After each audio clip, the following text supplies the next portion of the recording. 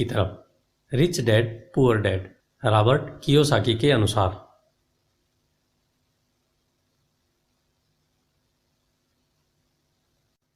अध्याय 1, rich dad poor dad, Robert Kiyosaki के अनुसार। मेरे 2 डैडी थे, एक अमीर और दूसरे गरीब। एक बहुत पढ़े लिखे और समझदार थे, वे पीएचडी और उन्होंने अपने 4 साल के अंडर ग्रेजुएट कार्य को 2 साल से भी कम समय में कर लिया था। इसके बाद वे आगे पढ़ने के लिए Stanford university, university of Chicago तथा नॉर्थ वेस्टर्न यूनिवर्सिटी गए और यह सब उन्होंने पूरी तरह से स्कॉलरशिप के सहारे ही किया। मेरे दूसरे डैडी 8वीं से आगे नहीं पढ़े थे। दोनों ही अपने करियर में सफल थे। दोनों ने जिंदगी भर कड़ी मेहनत की थी। दोनों ने ही काफ़ी पैसा बनाया था, परंतु उनमें से एक तो पूरी जिंदगी के लिए परेशान होते रहे और दूसरे हवाई के सबसे अमीर व्यक्तियों में से एक बन गए। एक डैडी के मरने पर उनके परिवार, चर्च और ज़रूरतमंदों को करोड़ों डॉलर की दौलत मिली और दूसरे अपने पीछे कर्ज छोड़कर मर गए। मेरे दोनों डैडी इरादे के पक्के, चमत्कारी और प्रभावशाली थे। दोनों ने मुझे सलाह दी, परंतु उनकी सलाहें एक सी नहीं थी। दोनों ही शिक्षा पर बहुत जोर देते थे, परंतु उनके द्वारा सुझाए गए पढ़ाई के विषय अलग अलग थे। अगर मेरे पास केवल एक ही डैडी होते तो मैं या तो उनकी सलाह मान लेता या फिर उसे ठुकरा देता। चूंकि सलाह देने वाले 2 थे, इसलिए मेरे पास 2 विरोधाभासी विचार होते थे। किसी भी एक विचार को सीधे सीधे मान लेने या न मानने के बजाय मैं उनकी सलाहों पर काफ़ी सोच विचार करता, उनकी तुलना करता था और फिर खुद के लिए फैसला किया करता था। समस्या यह थी कि अमीर डैडी अभी अमीर नहीं थे और गरीब डैडी अभी गरीब नहीं थे। दोनों ही अपने करियर शुरू कर रहे थे और दोनों ही दौलत तथा परिवार के लिए मेहनत कर रहे थे, परंतु पैसे के बारे में दोनों के विचार और नज़रिए एकदम अलग थे। उदाहरण के तौर पर एक डैडी कहते थे, पैसे का मोह ही सभी बुराइयों की जड़ है, जबकि दूसरे डैडी कहा करते थे, पैसे की कमी ही सभी बुराइयों की जड़ है। जब मैं छोटा था तो मुझे दोनों डैडियों की अलग अलग सलाहों से दिक्कत होती थी। एक अच्छा बच्चा होने के नाते मैं दोनों की बातें सुनना चाहता था। परेशानी यह थी कि दोनों एक सी बातें नहीं करते थे। उनके विचारों में ज़मीन आसमान का फ़र्क था, खासकर पैसे के मामले में। मैं काफ़ी लंबे समय तक यह सोचा करता कि उनमें से किसने क्या कहा, क्यों कहा और उसका परिणाम क्या होगा। मेरा बहुत सा समय सोच विचार में ही गुजर जाता था। मैं खुद से बार बार इस तरह के सवाल पूछा करता, उन्होंने ऐसा क्यों कहा, और फिर दूसरे डैडी के द्वारा कही हुई बातों के बारे में भी इसी तरह के सवाल पूछता। काश मैं यह बोल सकता, हाँ वे बिल्कुल सही हैं, मैं उनकी बातों से पूरी तरह सहमत हूँ, या यह कहकर मैं सीधे उनकी बात ठुकरा सकता था। बुढ़े को यह भी नहीं पता कि वह क्या कह रहा है। चूँकि दोनों ही मुझे प्यार करते थे, इसलिए मुझे खुद के लिए सोचने पर मजबूर होना पड़ा।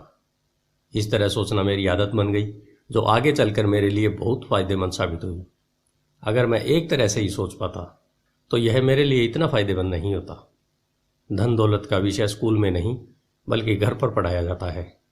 शायद इसीलिए अमीर लोग और ज़्यादा अमीर होते जाते हैं, जबकि गरीब और ज़्यादा गरीब होते जाते हैं और मध्यम वर्ग कर्ज में डूबा रहता है। हम में से ज़्यादातर लोग पैसे के बारे में अपने माता पिता से सीखते हैं।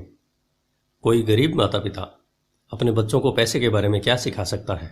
वह सिर्फ इतना ही कह सकता है, स्कूल जाओ और मेहनत से पढ़ो। हो सकता है वह बच्चा अच्छे नंबर से कॉलेज की पढ़ाई पूरी कर ले, फिर भी पैसे के मामले में उसकी मानसिकता और उसके सोचने का ढंग एक गरीब आदमी जैसा ही बना रहेगा। यह सब उसने तब सीखा था जब वह छोटा बच्चा था। धन का विषय स्कूलों में नहीं पढ़ाया जाता। स्कूलों में शैक्षणिक और व्यावसायिक निपुणताओं पर जोर दिया जाता है, न कि धन संबंधी निपुणता पर। इससे यह साफ हो जाता है कि जिन स्मार्ट बैंकर्स, डॉक्टर्स और अकाउंटेंट्स के स्कूल में अच्छे नंबर आते हैं, वे जिंदगी भर पैसे के लिए संघर्ष क्यों करते हैं। हमारे देश पर जो भारी कर्ज लदा हुआ है, वह काफ़ी हद तक उन उच्च शिक्षित राजनेताओं और सरकारी अधिकारियों के कारण है जो आर्थिक नीतियां बनाते हैं। और मज़े की बात यह है कि वे धन के बारे में बहुत कम जानते हैं। मैं अक्सर नई सदी में आने वाली समस्याओं के बारे में सोचता हूँ। तब क्या होगा जब हमारे पास ऐसे करोड़ों लोग होंगे जिन्हें आर्थिक और चिकित्सकीय मदद की ज़रूरत होगी। धन संबंधी मदद के लिए या तो वे अपने परिवारों पर या फिर सरकार पर निर्भर होंगे। क्या होगा जब मेडिकेयर और सोशल सिक्योरिटी के पास पैसा खत्म हो जाएगा? किस तरह कोई देश तरक्की कर पाएगा अगर पैसे के बारे में पढ़ाई की जिम्मेदारी माता पिता के ऊपर छोड़ दी जाएगी, जिनमें से ज़्यादातर गरीब हैं या गरीब होंगे। चूंकि मेरे पास दो प्रभावशाली डैडी थे, इसलिए मैंने दोनों से ही सीखा। मुझे दोनों की सलाह पर सोचना पड़ता था। इस तरह से सोचते सोचते मैंने यह भी जान लिया कि किसी व्यक्ति के विचार उसकी ज़िंदगी पर कितना ज़बरदस्त असर डाल सकते हैं। उदाहरण के तौर पर एक डैडी को यह कहने की आदत थी, मैं इसे नहीं खरीद सकता। दूसरे डैडी इन शब्दों के इस्तेमाल से चिढ़ते थे। वे जोर देकर कहा करते थे कि मुझे इसके बजाय यह कहना चाहिए, मैं इसे कैसे खरीद सकता हूँ। पहला वाक्य नकारात्मक है और दूसरा प्रश्नवाचक। एक में बात खत्म हो जाती है और दूसरे में आप सोचने के लिए मजबूर हो जाते हैं। मेरे जल्दी अमीर बनने वाले डैडी ने मुझे समझाया कि जब हम कहते हैं मैं इसे नहीं खरीद सकता, तो हमारा दिमाग काम करना बंद कर देता है। इसके बजाय जब हम यह सवाल पूछते हैं मैं इसे कैसे खरीद सकता हूँ, तो हमारा दिमाग काम करने लगता है। उनका यह मतलब नहीं था कि आपका जिस चीज़ पर दिल आ जाए उसे खरीद ही लें। वे लगभग दीवानगी की हद तक अपने दिमाग को कसरत करवाना चाहते थे और उनके ख्याल से दिमाग दुनिया का सबसे ताकतवर कंप्यूटर है। मेरा दिमाग हर रोज़ तेज़ होता जाता है क्योंकि मैं इसकी कसरत करता रहता हूँ। यह इतना तेज़ होता जाता है, मैं इसकी मदद से उतना ही ज़्यादा पैसा कमा सकता हूँ। उनका मानना था कि मैं इसे नहीं खरीद सकता कहना दिमाग की आलस्य की पहचान है। हालांकि दोनों ही डैडी अपने काम में कड़ी मेहनत करते थे, परंतु मैंने देखा कि पैसे के मामले में एक डैडी की आदत यह थी कि वे अपने दिमाग को सुला देते थे और दूसरे डैडी अपने दिमाग को लगातार कसरत करवाते रहते थे। इसका दीर्घकालीन नतीजा यह निकला कि एक डैडी आर्थिक रूप से बहुत अमीर होते चले गए, जबकि दूसरे डैडी लगातार कमज़ोर होते चले गए। इसे इस तरह से समझें कि एक व्यक्ति हर रोज़ कसरत करने के लिए जिम जाता है, जबकि दूसरा व्यक्ति अपने सोफे पर बैठकर टीवी देखता रहता है। शरीर की सही कसरत से आप ज़्यादा तंदुरुस्त हो सकते हैं और दिमाग की सही कसरत से आप ज़्यादा अमीर हो सकते हैं। आलस्य से स्वास्थ्य और धन दोनों का ही नुकसान होता है। मेरे दोनों डैडियों की विचारधारा में ज़मीन आसमान का फासला था। एक डैडी की सोच थी कि अमीरों को ज़्यादा टैक्स देना चाहिए ताकि बेचारे गरीबों को ज़्यादा फ़ायदा मिल सके, जबकि दूसरी डैडी सोचते थे टैक्स उन लोगों को सज़ा देता है जो उत्पादन करते हैं और उन लोगों को इनाम देता है जो उत्पादन नहीं करते। एक डैडी सिखाते थे मेहनत से पढ़ो ताकि तुम्हें किसी अच्छी कंपनी में नौकरी मिल जाए, जबकि दूसरे डैडी की सीख यह थी मेहनत से पढ़ो ताकि तुम्हें किसी अच्छी कंपनी को खरीदने का मौका मिल जाए। एक डैडी कहते थे मैं इसलिए अमीर नहीं हूँ क्योंकि मुझे बाल बच्चों को पालना पड़ता है। दूसरे डैडी कहते थे मुझे इसलिए अमीर बनना है क्योंकि मुझे बाल बच्चों को पालना है। एक डैडी डिनर की टेबल पर पैसे और बिजनेस के बारे में बात करते थे, परंतु दूसरे डैडी भोजन करते समय पैसे की बातें करने के लिए मना करते थे। एक का कहना था जहां पैसे का सवाल हो सुरक्षित कदम उठाओ, खतरा मत उठाओ। दूसरे का कहना था खतरों का सामना करना सीखो। एक का मानना था हमारा घर ही हमारा सबसे बड़ा निवेश और हमारी सबसे बड़ी संपत्ति है, जबकि दूसरे का मानना था मेरा घर मेरा दायित्व है और अगर आपका घर आपकी नज़र में सबसे बड़ा निवेश है तो आप कष्ट में हैं। दोनों ही डैडी अपने बिल समय पर चुकाते थे, परंतु उनमें से एक सबसे पहले अपने बिल चुकाता था जबकि दूसरा सबसे आखिरी में। एक डैडी का यह मानना था कि कंपनी या सरकार को आपका ध्यान रखना चाहिए और आपकी ज़रूरतों को पूरा करना चाहिए। वे हमेशा तनख्वाह में बढ़ोतरी, रिटायरमेंट योजनाओं, मेडिकल लाभों, बीमारी की छुट्टी, छुट्टियों के दिन और बाकी सुविधाओं के लिए चिंतित रहते थे। वे अपने दो चाचाओं से बहुत प्रभावित थे जो सेना में चले गए थे और 20 साल के सक्रिय जीवन के बाद उन्होंने अपने रिटायरमेंट और जीवन भर के लिए आराम का इंतजाम कर लिया था। वे मेडिकल लाभ के विचार को पसंद करते थे और सेना द्वारा अपने रिटायर्ड कर्मचारियों को दी जा रही सुविधाओं की भी तारीफ करते थे। उन्हें विश्वविद्यालय का टेन्योर सिस्टम भी काफ़ी पसंद था। कई बार नौकरी से आजीवन मिल रही सुरक्षा और नौकरी के लाभ नौकरी से ज़्यादा महत्वपूर्ण हो जाते हैं। वे अक्सर यह कहते थे मैंने सरकार के लिए बहुत मेहनत से काम किया है, इसलिए बदले में मुझे ये लाभ मिलने चाहिए। दूसरे डैडी पूरी तरह से आर्थिक स्वावलंबन में विश्वास करते थे। वे सुविधा भोगी मानसिकता के विरोधी थे। वे यह मानते थे कि इस तरह की मानसिकता लोगों को कमज़ोर और आर्थिक रूप से ज़रूरतमंद बनाती है। उनका दृढ़ विश्वास था कि आदमी को आर्थिक रूप से सक्षम होना चाहिए। एक डैडी कुछ डॉलर बचाने के लिए परेशान रहते, दूसरे डैडी एक के बाद एक निवेश करते रहते। एक डैडी ने मुझे बताया कि अच्छी नौकरी तलाशने के लिए अच्छा बायोडाटा कैसे लिखा जाए। दूसरे ने मुझे यह सिखाया कि कैसे मजबूत व्यावसायिक और वित्तीय योजनाएं लिखी जाएं जिससे मैं नौकरियां दे सकूं। दो प्रभावशाली डैडियों के साथ रहने के कारण मुझे यह विश्लेषण करने का मौका मिला कि उनके विचारों का उनके जीवन पर कितना असर हो रहा है। मैंने पाया कि दरअसल लोग अपने विचारों से ही अपने जीवन को दिशा देते हैं। उदाहरण के तौर पर मेरे गरीब डैडी हमेशा कहा करते थे, मैं कभी अमीर नहीं बन पाऊंगा, और उनकी यह भविष्यवाणी सही साबित हुई। दूसरी तरफ मेरे अमीर डैडी हमेशा खुद को अमीर समझते थे। वे इस तरह की बातें करते थे, मैं अमीर हूं और अमीर लोग ऐसा नहीं करते। एक बड़े आर्थिक झटके के बाद जब वे दिवालियापन के कगार पर थे, तब भी वे खुद को अमीर आदमी ही कहते थे। वे अपने समर्थन में यह कहते थे, गरीब होने और पैसा न होने में फ़र्क होता है। पैसा पास में न होना अस्थायी होता है, जबकि गरीब स्थायी होता है। मेरे गरीब डैडी यह भी कहते थे, मेरी पैसे में कोई रुचि नहीं है या पैसा महत्वपूर्ण नहीं है। मेरे अमीर डैडी हमेशा कहते थे, पैसों में बहुत ताकत है। हो सकता है आपके विचारों की ताकत को कभी भी ना मापा जा सके या फिर उन्हें पूरी तरह से समझाने जा सके। फिर भी बचपन में ही मैं यह समझ गया था कि हमें विचारों पर ध्यान देना चाहिए और अपनी अभिव्यक्ति पर भी। मैंने देखा कि मेरे गरीब डैडी इसलिए गरीब नहीं थे क्योंकि वे कम कमाते थे, बल्कि इसलिए गरीब थे क्योंकि उनके विचार और काम गरीबों की तरह थे।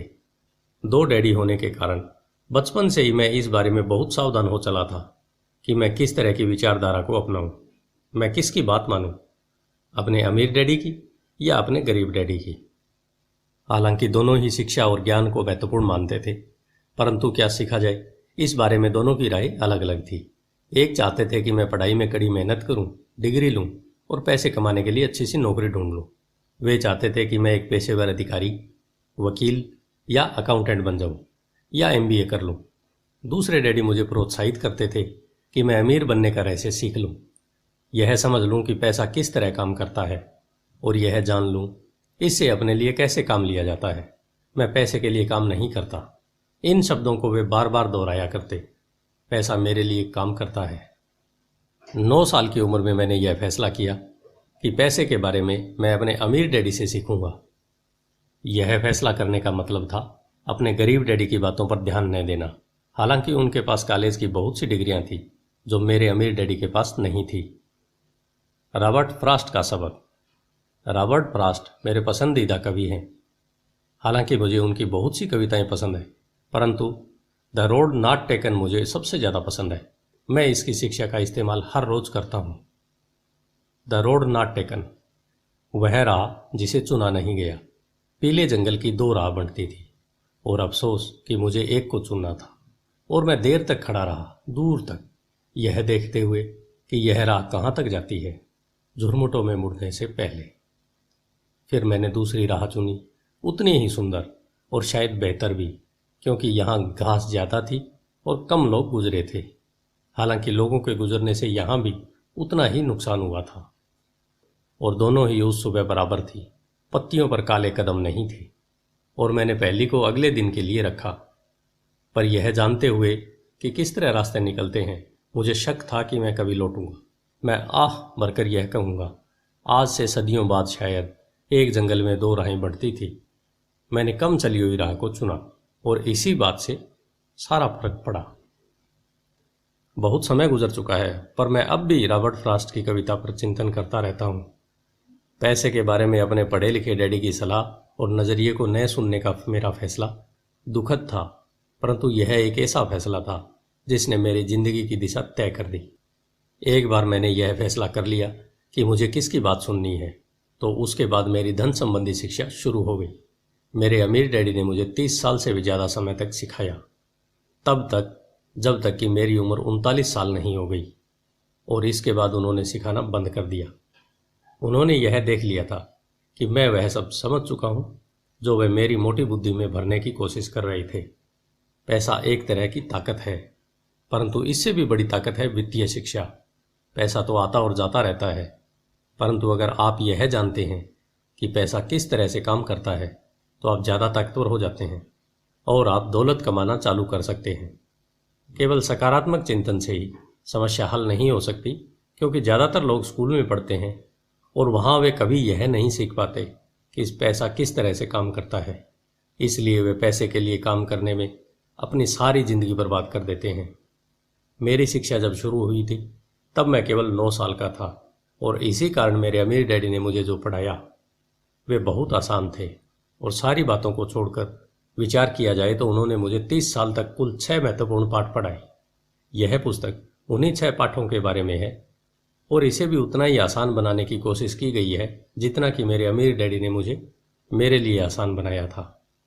यह पाठ आपके लिए जवाब की तरह नहीं लिखे गए हैं बल्कि मार्गदर्शक की तरह लिखे गए हैं, ऐसे मार्गदर्शक जो ज़्यादा अमीर बनने में आपकी और आपके बच्चों की मदद करेंगे, चाहे बदलती हुई इस अनिश्चित दुनिया में कुछ भी होता रहे। धन्यवाद।